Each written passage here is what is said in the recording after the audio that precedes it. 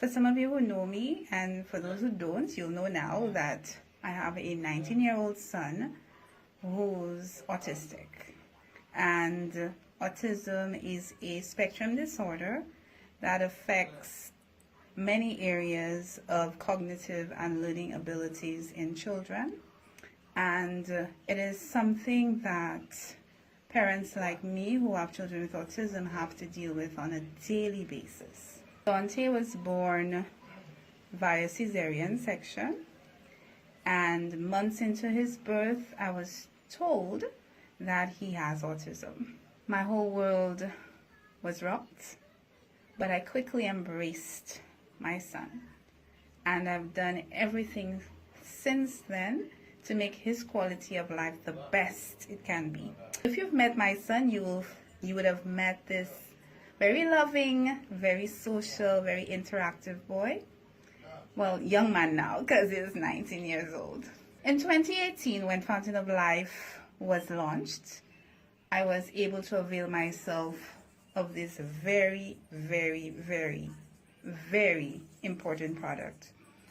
Dante has been using it since then, and in 2017, he was diagnosed with an autoimmune disorder called sweet syndrome. Now, sweet syndrome is not common.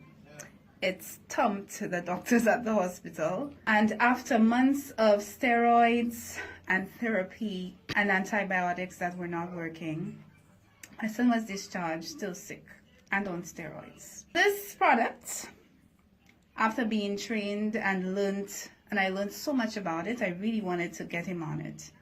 And me as well, but I'll tell you about me in another video. But this has really helped my son, both with his autoimmune disorder and his autism. His speech is now, 70 times better. His social interaction is excellent. His comprehension is excellent.